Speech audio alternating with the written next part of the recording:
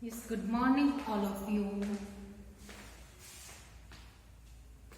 आज हम डिस्कस करने जा रहे हैं कि applications to the use of monetary instruments to correct the situation of deficient demand. In last lecture we have discussed the topic excess demand. जब excess demand की प्रॉब्लम होती है तो उसको हम मॉनेटरी पॉलिसी के थ्रू किस तरह से उसको करेक्ट करते हैं एक्सेस डिमांड को. आज इसके बिल्कुल जस्ट अपोजिट है. क्या है वो? Deficient demand. तो डेफिशिएंट डिमांड जो है उसको किस तरह से करेक्ट करेंगे इस सिचुएशन को? Through monetary policy.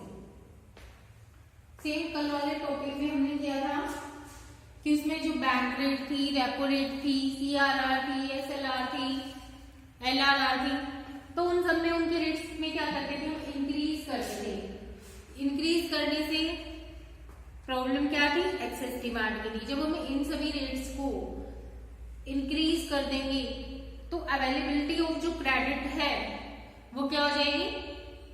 हाई हो जाएगी. लोगों को इजीली पैसा नहीं मिल पाएगा तो मार्केट में डिमांड भी क्या हो जाएगी? लिमिटेड हो जाएगी. तो जब जो गवर्नमेंट है वो ये इंटरेस्ट रेट इंक्रीज कर देती है तो डिमांड डिक्रीज हो जाती है. तो जो हमारी जो एक्सेस डिमांड की जो प्रॉब्लम थी या सिचुएशन थी वो क्या हो जाती है? वो करेक्ट हो जाती है. तो आज के लिए हमारा टॉपिक है डेफिशिएंट डिमांड को हम किस तरह से करेक्ट करेंगे. ये डेफिशिएंट डिमांड की सिचुएशन अगर क्रिएट हो जाती है तो उसको हम जो मॉनेटरी पॉलिसी है वो किस तरह से हमारे लिए हेल्पफुल होती है कि जो एक इकोनॉमी है वो उस बैलेंस में आ सके. तो इसके लिए सबसे पहले हम करते हैं in a situation of deficient demand क्या होता है इसमें? Aggregate needs to be raised. इसमें हम क्या करते हैं? एग्रीगेट जो डिमांड होती है वो क्या होती है? लेस देन होती है एग्रीगेट सप्लाई की. तो ये सिचुएशन हमारी क्या कहलाती है? Deficient demand. इस सिचुएशन में हमें क्या करना होता है? हमें अपनी एग्रीगेट डिमांड को इंक्रीज करना है. मार्केट में या इकोनॉमी में हमें एग्रीगेट डिमांड को क्या करना है? इंक्रीज करना है. उसको इंक्रीज करने के लिए हम जो गवर्नमेंट है वो क्या क्या करती है वो देखिए.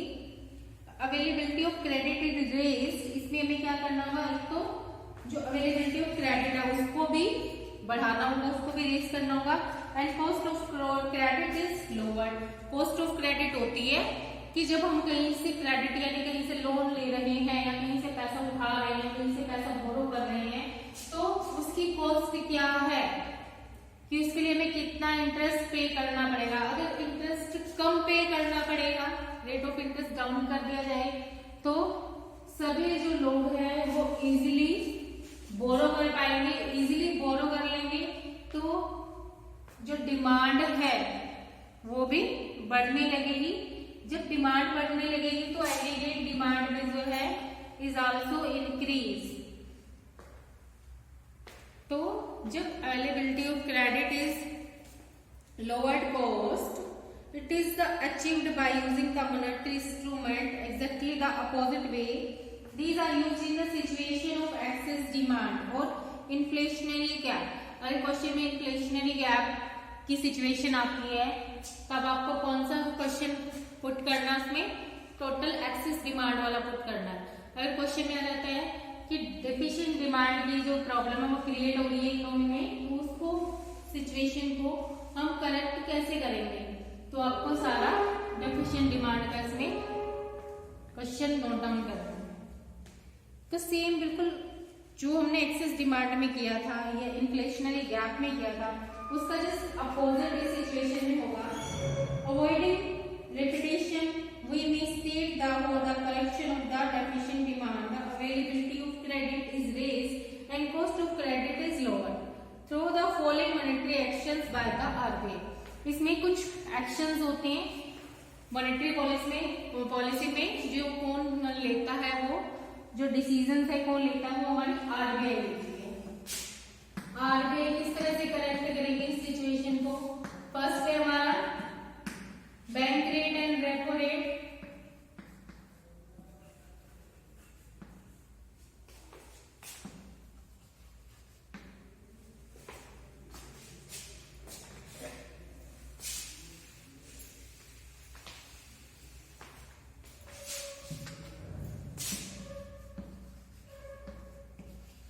देखिए बैंक रेट और रेपो रेट में क्या होता है, कल मैंने बताया था जो बैंक रेट होती है वो हमारी लॉन्ग टर्म के लिए यूज होती है और जो रेपो रेट होती है उसको हम शॉर्ट टर्म में यूज करते हैं। तो अब मार्केट में जो हमारे सामने जो प्रॉब्लम है वो कौन सी है? डेफिशिएंट डिमांड, यानी डिमांड जो है हमें उसको इंक्रीज करना है, एग्रीगेट डिमांड को। लोगों के पास पैसा नहीं है तो इसमें क्या करेंगे? बैंक रेट और रेपो रेट दोनों को ही क्या करेंगे? रिड्यूस कर देंगे।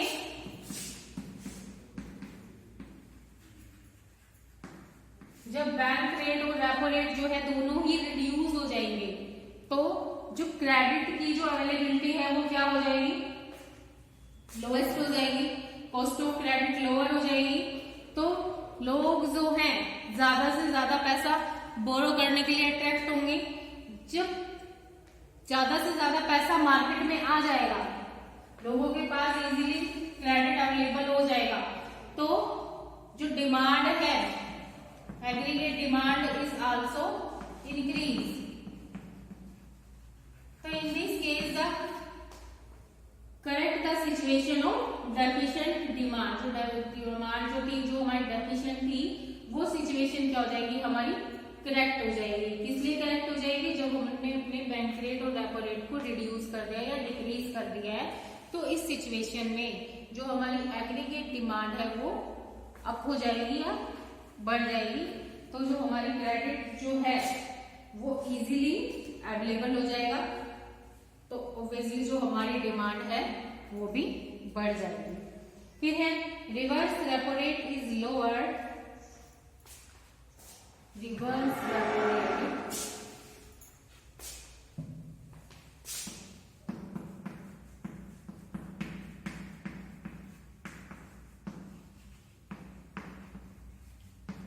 रिवर्स रेपो रेट को हमें क्या करना है? लोअर। लोअर मीनिंग इसको भी हमें क्या करना है? डिक्रीज करना है। रिवर्स रेपो रेट होता है, कल मैंने बताया था, ये पब्लिक है,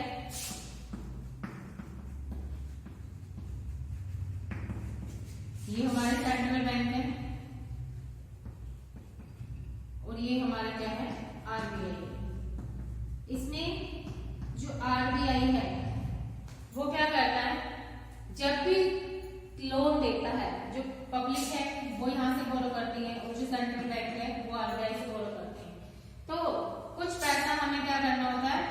एज ए सिक्योरिटी हमें आरबीआई के पास रखना पड़ता है या पब्लिक को सेंट्रल बैंक के पास रखना पड़ता है। तो अगर हम उस रिवर्स रेपो रेट को अगर हम डाउन कर दें, सपोज हमें 1 लाख का लोन चाहिए, 1 लाख के लोन के लिए अगर हमें पहले 150 की सिक्योरिटी डिपॉजिट करानी पड़ती थी, लेकिन अब वो क्या हो गया? वो डाउन हो गया। वो 1 लाख के लिए 1 लाख की ही लिमिट रख दी गई है। तो ये क्या हो गया? रिवर्स रेपो रेट क्या हो गया? डाउन हो गया। जब ऐसी डाउन होगी तो कोई भी लोग जो है इजीली बोरो कर लेंगे, बैंक से लोन इजीली ले लेंगे कि भाई हाँ भाई इतना ही तो मुझे पेमेंट करना है और इतना मुझे आसानी से मिल जाएगा, इतना मुझे रखना है सिक्योरिटी के लिए। तो अगर ये रेट भी अगर हम डाउन कर देते हैं तो हमारी जो एग्रीगेट डिमांड है वो क्या हो जाएगी? वो इंक्रीज हो जाएगी और डेफिशिएंट डिमांड की जो प्रॉब्लम थी वो क्या हो जाएगी? वो करेक्ट हो जाएगी। फिर securities are purchased to inject liquidity into the system, the banks are left with more cash for the creation of credit. इसमें क्या था?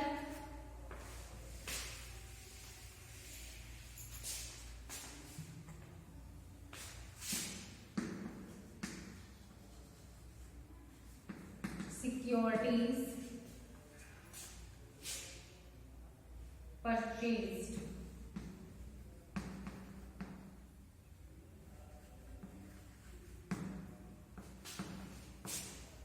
जो आरबीआई है वो क्या करती है, सिक्योरिटीज को परचेज करती है। एक्सेस डिमांड के केस में क्या होती थी, वो ओपन मार्केट सिक्योरिटीज को क्या करती थी, सेल करती थी। तो जिससे जो लोगों का जो पैसा था वो किसके पास आ जाता था, आरबीआई के पास आ जाता था। इसमें क्या, वो परचेज कर रही है, लोगों को रिटर्न कर रही है। जो उन्होंने सिक्योरिटीज जो पहले आरबीआई ने सेल कर दिया उनको क्या करेगी, उनसे परचेज कर रही है। तो जब वो परचेज करेगी उसके पास सिक्योरिटी आ जाएगी, और जो पब्लिक है उसके पास क्या चला जाएगा, पैसा चला जाएगा। जब पब्लिक के पास पैसा चला जाएगा तो एग्रीगेट जो डिमांड है वो क्या हो जाएगी, वो इंक्रीज हो जाएगी, और डेफिशिएंट डिमांड की जो प्रॉब्लम थी वो करेक्ट हो जाएगी। तो इसमें जो सिक्योरिटीज होती है वो परचेज करती है आरबीआई, और एक्सेस डिमांड के केस में क्या होती है, सिक्योरिटीज को वो सेल कर दी थी आरबीआई, क्योंकि लोगों के पास पैसा बहुत ज्यादा है, वो डिमांड पर डिमांड किए जा रहे थे, तो इसीलिए उसमें जो लोगों का पैसा था वो सेल के थ्रू आरबीआई के पास पहुंचा था। तो लोगों के पास डिमांड करने के लिए पैसा नहीं बचता था, तो उसमें एक्सेस डिमांड की प्रॉब्लम सॉल्व होती थी। लेकिन परचेज करने में क्या होता है कि लोगों के पास जो है वो क्रेडिट फैसिलिटी बढ़ जाती है, उनके पास क्रेडिट अवेलेबल हो जाता है at lower cost per.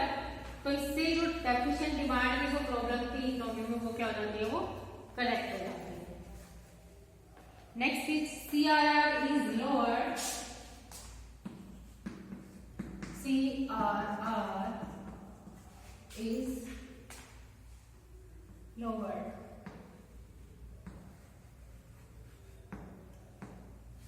CRR होता है हमारा कैश रिजर्व रेशियो। कल मैंने बताया था आपको, बहुत डीपली कराया था कल, ये मैंने एक टर्म आपको बहुत अच्छे से समझाई थी। कैश रिजर्व रेशियो होता है कि जब सेंट्रल बैंक, जो हमारे जो कमर्शियल बैंक हैं, वो कहां से फॉलो करते हैं पैसे को, आरबीआई से। अब जो आरबीआई है वो ऐसे ही पैसा नहीं देता है। अगर किसी ने 1 लाख का लोन लिया है तो उसके बदले में जो आरबीआई है, आरबीआई के पास हमें 80,000 या फिर 80% इसका अमाउंट हमें रखना पड़ता था। लेकिन अब जो है CRR क्या है, कम हो गई है। अब वो क्या करना है, 60% यानी 60,000 ही हमें आरबीआई के पास रिजर्व में रखना है। तो इससे क्या हो जाएगी, तो जब सेंट्रल बैंक जो है पहले वो 80% अमाउंट का आरबीआई के पास रिजर्व में रखता था, लेकिन अब कितना रखने लगा, वो 60% रखने लगा है, क्योंकि आरबीआई ने CRR रेट को क्या कर दिया, रिड्यूस कर दिया है। जब रिड्यूस हो जाएगा तो कमर्शियल बैंक जो हमारे हैं उनके पास क्या हो जाएगा, ज्यादा क्रेडिट अवेलेबल होगा। ज्यादा क्रेडिट अवेलेबल होगा तो वो पब्लिक को ज्यादा पैसा दे पाएंगे, पब्लिक को ज्यादा पैसा दे पाएंगे, तो ऑब्वियसली जो एग्रीगेट डिमांड है वो इंक्रीज हो जाएगी। एग्रीगेट डिमांड इंक्रीज होने से जो हमारी डेफिशिएंट डिमांड की जो प्रॉब्लम क्रिएट हो गई थी वो क्या हो जाएगी, वो करेक्ट हो जाएगी। Is that clear? I hope आपको अच्छे से समझ में आ रहा होगा। नेक्स्ट है आपका SLR is lowered, enhanced credit creation capacity of the commercial banks। इसी तरह से जो SLR होता है,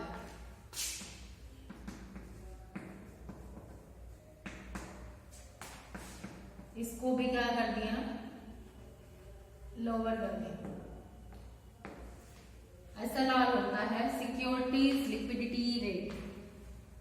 जो पब्लिक जो है वो सेंट्रल बैंक के पास रखती है या कमर्शियल बैंक के पास रखते हैं। CRR होती है जो कमर्शियल बैंक सेंट्रल बैंक के पास रखते हैं, आरबीआई के पास रखते हैं।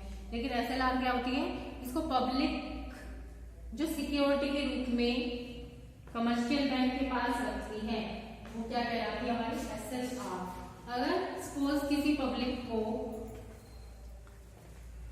2 लाख का लोन चाहिए और इसके लिए अगर सिक्योरिटी जो है उसको 4 लाख की डिपॉजिट करनी पड़े, तो हर किसी के लिए पॉसिबल नहीं हो पाएगा, तो क्रेडिट अवेलेबल करने में थोड़ी प्रॉब्लम क्रिएट हो जाएगी। लेकिन अगर जो ये कमर्शियल बैंक जो है इस SLR रेट को डाउन कर दें, रिड्यूस कर दें कि अगर आपको 2 लाख का फाइनेंस चाहिए तो आपको इसके लिए मतलब या तो 2 लाख की सिक्योरिटी रखनी है या फिर 150 की रखनी है। इस तरह से अगर हम डाउन कर देंगे तो लोगों के पास जो क्रेडिट है वो इजिली अवेलेबल हो जाएगा और लो कॉस्ट पर अवेलेबल हो जाएगा। तो इससे जो डिमांड है, एग्रीगेट डिमांड वो क्या हो जाएगी, वो इंक्रीज हो जाएगी और डेफिशिएंट डिमांड की जो प्रॉब्लम थी या सिचुएशन थी वो करेक्ट हो जाएगी। फिर है margin requirement is lower to reach the availability of credit. फिर moral pressure is built on the commercial bank to the liberal in the lending. फिर एक credit rating if already in force withdrawn enhance the availability of credit.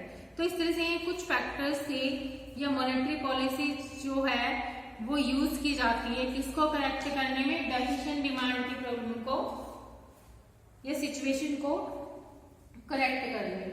तो इसीलिए जो RBI makes every effort to increase the supply of credit and decrease the cost of credit. तो इस तरह से जो आरबीआई है वो हर एक एफर्ट करती है जिससे कि जो सप्लाई ऑफ क्रेडिट है वो क्या हो, इंक्रीज हो जाए और कॉस्ट ऑफ क्रेडिट जो है वो डिक्रीज हो जाए। Easy availability of credit raise the demand of credit. जैसे जैसे लोगों को इजीली क्रेडिट की फैसिलिटी मिलेगी तो जो डिमांड है क्रेडिट की वो भी इंक्रीज हो जाएगी। Aggregate demand is raise and deficiency of demand is curbed, या डिफ्लेशनरी जो गैप था वो क्या हो जाएगा, वो खत्म हो जाएगा। तो ये थे कुछ फैक्टर्स या monetary actions taken by the RBI.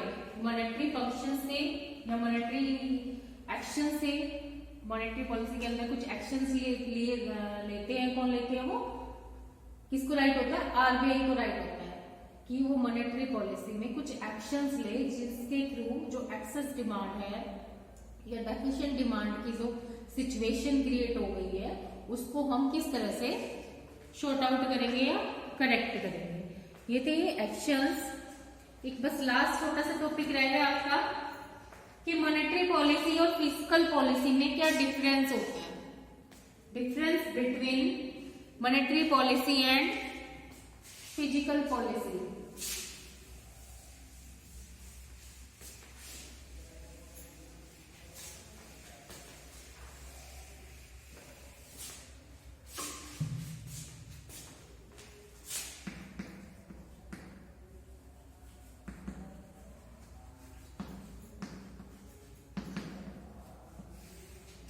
एक साइड है हमारी फिजिकल पॉलिसी।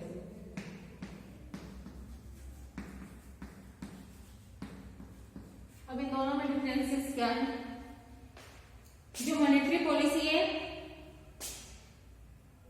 करेक्टिंग एक्सेस और deficient demand of the economy, ये क्या करती है, एक्सेस डिमांड हो या डेफिशिएंट डिमांड, उन दोनों ही सिचुएशंस को करेक्ट करती है मॉनेटरी पॉलिसी। दोनों सिचुएशंस को करेक्ट करती है, कौन सी को, या तो एक्सेस डिमांड हो या फिर डेफिशिएंट डिमांड हो। जबकि फिजिकल पॉलिसी क्या करती है, it is the policy of correcting excess और deficient demand in the economy by managing revenue and expenditure of the government. किसके थ्रू करती है ये, रेवेन्यू और एक्सपेंडिचर को मैनेज करती है इसमें गवर्नमेंट। और इसमें क्या करती है, सप्लाई ऑफ क्रेडिट पर ज्यादा ध्यान दिया जाता है। दोनों ही करती, तो एक्सेस डिमांड और डेफिशिएंट डिमांड को करेक्ट करती है। ये किस पर करती है, credit availability of supply of credit. और ये क्या करती है, manage the revenue and expenditure of the government. ठीक है, इसमें क्या होता है, controlling the supply of credit. इसमें सप्लाई ऑफ क्रेडिट पर कंट्रोल किया जाता है और इसमें किस पर कंट्रोल किया जाता है या किसको मैनेज किया जाता है, गवर्नमेंट के रेवेन्यूज एंड एक्सपेंडिचर को इसमें करेक्ट किया जाता है। फिर it is purchase by the central bank of the country. जो मॉनेटरी पॉलिसी होती है इसको परस्यूड कौन करता है, इसको कौन चलाता है, इसको आरबीआई चलाती है। और ये कौन चलाता है, it is pursued by the government of the country. इसको जिस भी कंट्री की गवर्नमेंट, किसी भी कंट्री की गवर्नमेंट इसको चलाती है। इसको कौन चलाता है? किसी भी कंट्री का आरबीआई चलाता है। और इसको कौन चलाता है? इसको किसी भी कंट्री की गवर्नमेंट चलाते हैं। फिजिकल पॉलिसी को इसको बोलते हैं गवर्नमेंट की बजटरी पॉलिसी भी बोलते हैं इसको। क्लियर है? टूल्स ऑफ मॉनेटरी पॉलिसी, इसकी मॉनेटरी पॉलिसी के कौन कौन से टूल्स हैं हमारे पास? Bank rate, repo rate, reverse repo rate, open market operations, cash reserve ratio, security liquidity ratio, margin requirement, moral situation and credit rating, ये सब इसके टूल्स हैं। जबकि फिजिकल पॉलिसी के टूल्स कौन से हैं? Government expenditures, taxes, public boring and boring from the central bank, ये सब टूल्स किसके हैं? हमारे फिजिकल पॉलिसी के हैं। ये थे इसके डिफरेंसेस जो छोटे से क्वेश्चन में 3 मार्क्स या 4 मार्क्स में आपका आ जाएगा। सबसे पहले इन दोनों का मीनिंग दे देना, फिर दोनों में बताना कि इसमें गवर्नमेंट काम करती है और इसमें कौन काम करती है? आरबीआई करती है। इसके टूल्स ये हैं और इसके टूल्स ये वाले हैं। तो इसके साथ आपका ये चैप्टर कंप्लीट हो गया है और इस बुक का भी टोटल सिलेबस जो है वो कंप्लीट हो गया। अब आपका दोनों बुक्स में जितने भी आपके टर्म सेकंड में जो भी वर्क आपका आना था, जितना भी सिलेबस आपका था, वो सारा आज कंप्लीट हो गया है। अब आपके प्री बोर्ड एग्जाम्स होंगे तो उनकी तैयारी कीजिएगा आप लोग। अभी स्कूल्स ओपन होंगे तो आपके जो प्री बोर्ड होंगे वो आपके ऑफलाइन होंगे, तो ऑफलाइन के अकॉर्डिंग अपनी प्रिपरेशन रखना।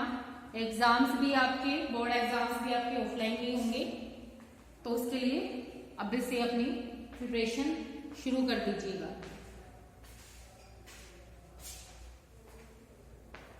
तो ये था हमारा excess demand and deficient demand, जो मैंने बहुत अच्छे से आपको कंप्लीट करा दिया है। अगर किसी को कुछ प्रॉब्लम है तो आप मुझसे पूछ सकते हो, मुझे पर्सनली कॉल कर लेना या व्हाट्सएप पर मैसेज डाल देना, मैम इस चैप्टर में कुछ प्रॉब्लम्स है, ये चैप्टर में दोबारा से करा दीजिएगा। अब इसके बाद मैं आपको अब ऑनलाइन क्लास नहीं लूंगी, नहीं कोई वीडियो सेंड करूंगी। अब जब आप स्कूल में ही जब आओगे तभी मैं आपकी क्लासेस लूंगी। जो जिसको जिस चैप्टर में प्रॉब्लम है वो आपकी प्रॉब्लम सोल्व हो जाएगी। ओके स्टूडेंट्स, आज के लिए इतना ही है। Thank you so much.